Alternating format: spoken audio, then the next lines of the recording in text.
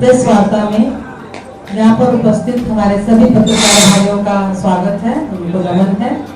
और मंच पर मौजूद हमारे जिलाध्यक्ष आदरणीय डॉक्टर मनिंदर गोयल जी, उनका भी स्वागत है। और साथ ही में मंच पर हमारे जिला अजय कटारा जी, उपाध्यक्ष नरेश मलिक जी, टीना आहूजा जी, मंत्री हेमंत आहूजा जी और अविनाश जी जो कि हमारे कार्यालय प्रभारी हैं, सभी लोग यहाँ मौजूद हैं। और भारत में भारतीय जनता पार्टी सबसे बड़ी राजनीतिक पार्टी है और 6 अप्रैल को हम लोग हर साल इसका जो स्थापना दिवस है उसको मनाते हैं। 6 अप्रैल 1980 को भारतीय जनता पार्टी की स्थापना की गई थी और तब से लेके आज तक हम लोग हर वर्ष इस सुंदर अवसर को बहुत ही अच्छे रूप से मनाते हैं। भारतीय जनता पार्टी एक राष्ट्रवादी राजनीतिक दल है जो भारत को एक सुदृढ़, समृद्ध और शक्तिशाली राष्ट्र के रूप में विश्व पटल पर स्थापित करने के लिए कृत संकल्प है। भारत को एक समृद्ध राष्ट्र बनाने के लिए भाजपा का गठन 6 अप्रैल 1980 को दिल्ली में ही हुआ था। तब से लेकर स्थापना के साथ ही भाजपा ने अंतर्राष्ट्रीय, राष्ट्रीय एवं नेतृत्व के विषयों पर मुखर होते हुए भारतीय लोकतंत्र में अपनी सशक्त भागीदारी का अपना जो है उन्होंने दिखाया है कि किस प्रकार उन्होंने इतने अच्छे से अपने समाज को किस तरह सुदृढ़ बनाया है। पहले की राजनीतिक पार्टियों में परिवारवाद को बढ़ावा दिया जाता था, लेकिन जब से भारतीय जनता पार्टी की स्थापना हुई, यहाँ हमेशा राष्ट्रवाद को बढ़ावा दिया गया। जहाँ पहले भ्रष्टाचार था पहले की राजनीतिक पार्टियों के अंतर्गत, वही आज आदरणीय मोदी जी के नेतृत्व में भारतीय जनता पार्टी को सुशासन की ओर बढ़ावा दिया गया। जहाँ पहले केवल परिवार और नेताओं का विकास होता था, वही आज सबका साथ सबका विकास भारतीय जनता पार्टी का मूल नारा है। जहाँ पहले पुष्टिकरण की राजनीति होती थी, वहाँ आज पहली प्राथमिकता देश को दी जाती है।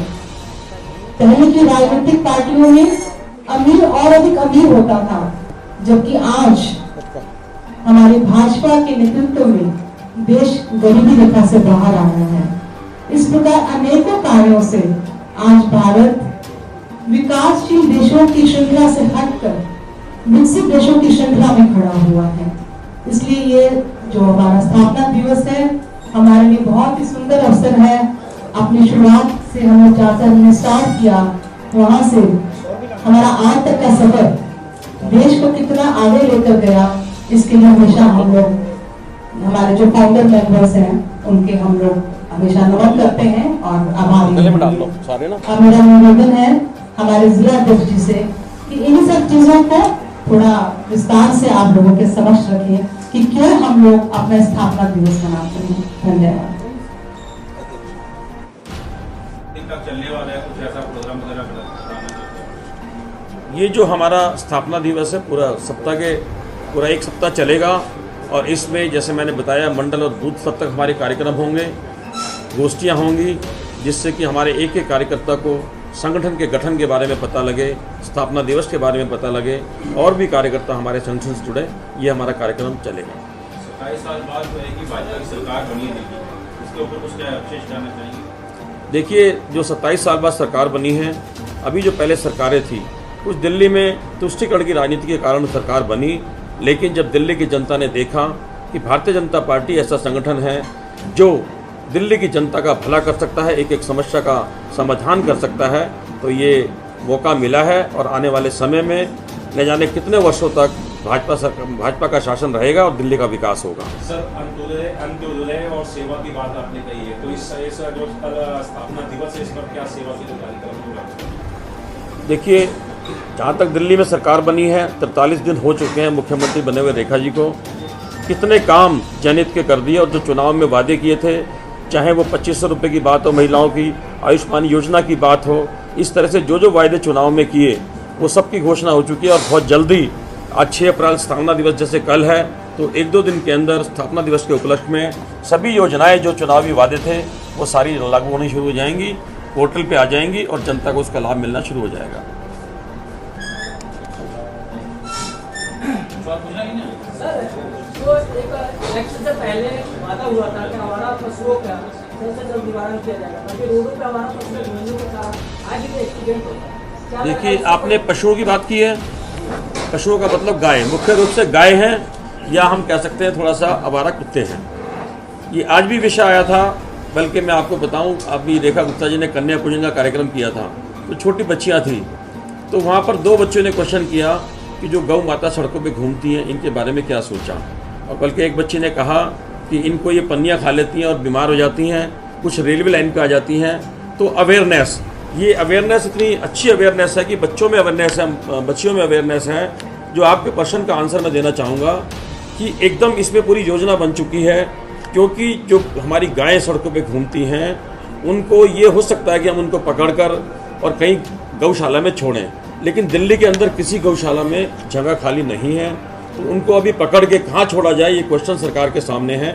लेकिन एक बहुत बड़ा क्षेत्र इस बात के लिए तय कर दिया गया है और एक बहुत बड़ी गौशाला जिसको दिल्ली सरकार चलाएगी, और इस तरह से जो सड़कों पर गाय घूमती हैं उनको वहाँ ले जाकर रखा जाएगा, उनका पालन पोषण किया जाएगा और बहुत जल्दी इस समस्या से भी छुटकारा मिलेगा। बीजेपी दल जी एक समय ऐसा आया जब इंदिरा का मतलब कांग्रेस, कांग्रेस का मतलब इंदिरा, और हम उस दौर में जब भाजपा के कहते हैं कि स्वर्णिम काल है, तो स्वर्णिम काल में भाजपा का मतलब मोदी, मोदी का मतलब भाजपा। तो क्या नहीं लग रहा है कि ये अहंकार है, एक व्यक्ति की का मोदी की गारंटी, मोदी की गारंटी, भाजपा की गारंटी सुनने में आता है, लेकिन मोदी की गारंटी, एक व्यक्ति विशेष की गारंटी, ये क्या बताता है कि ये कहीं ना कहीं टेररिज्म है। आप लोग करिए। देखिए, ये अगर मोदी जी पहले गुजरात के मुख्यमंत्री बने, उसके बाद सीधा हमारे संगठन ने तय किया, केवल एक मोदी जी ने तय नहीं किया, किसी परिवार ने तय नहीं किया, हमारे जो वरिष्ठ नेतृत्व है हमारे संगठन का, उन्होंने तय किया कि मोदी जी इतने सक्षम है, इतने कैपेबल है, वो देश के अंदर शासन करने के लिए, देश हित में काम करने के लिए वो अच्छा काम कर रहे हैं। जनता ने उन्हें समर्थन दिया। तो ऐसा नहीं है कि शुरू से चलता आ रहा है। आपने कंपेयर किया इंदिरा गांधी और कांग्रेस से।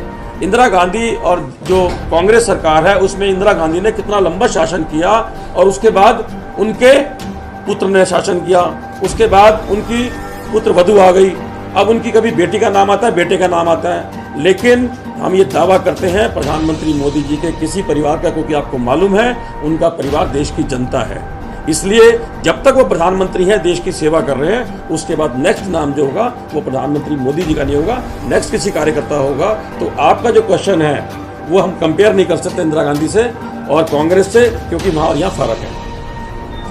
आखिर क्या कारण रहा है कि नेताजी को कहना पड़ा कि अब आपकी जरूरत नहीं है, आरएसएस की जरूरत नहीं है, हमारा लाइट काटा है।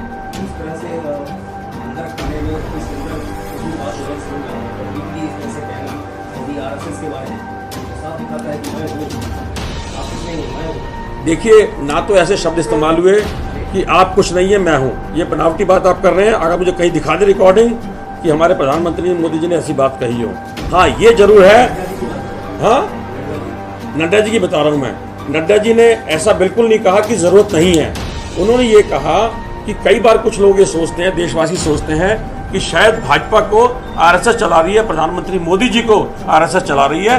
उनका कहने का सिर्फ यही उद्देश्य था कि ऐसा कुछ नहीं है, हमारे संगठन के अलग अलग आयाम हैं, आरएसएस अलग मार्गदर्शन करती है, आरएसएस के बहुत सारे संगठन हैं, उसमें से भाजपा एक संगठन है। परंतु जो जनता में भ्रांति बनी हुई है कि शायद आरएसएस मॉनिटर करती है, ऐसा कुछ नहीं है।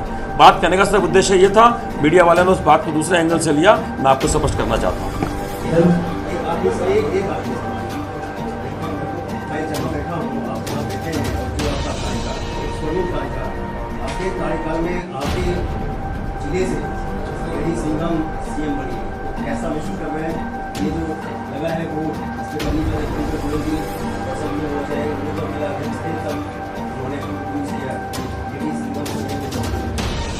देखिए, ये जो स्वर्णिम काल है इसका श्रेय जाता है हमारे पंडित दीनदयाल उपाध्याय जी को, जो हमारे संस्थापक महामंत्री रहे, डॉक्टर श्यामा प्रसाद मुखर्जी को, हमारे अटल जी को, क्योंकि ये उन्हीं का सपना था कि देश के अंदर पंच निष्ठाओं से देश के अंदर सुशासन आएगा। एक समय ऐसा आएगा जब प्रधानमंत्री मोदी जी होंगे। अब ये अलग बात है कि मैं भी लगभग 30 वर्षों से संगठन में काम कर रहा हूँ। 1993 में जब भाजपा का बहुत कम आधार था तब मैं बूथ का अध्यक्ष बना। तो ऐसा कुछ नहीं है कि मुझे आज ये स्वर्णिम काम मिला। हम कार्यकर्ता पुराने हैं सब, वो एक अलग बात है कि किसके टाइम में क्या अवसर मिल जाए, इससे फालतू कुछ नहीं है। कोई कार्यकर्ता हम सब बराबर हैं, सबको पूरा सम्मान मिलता है। ये सत्ता में हो सरकार या ना हो, फिर भी सब कार्यकर्ता जी जान से काम करते हैं। जी, आपके जिले से मुख्यमंत्री बनी है रेखा जी, तो क्या आपके जिले के कार्यक्रमों में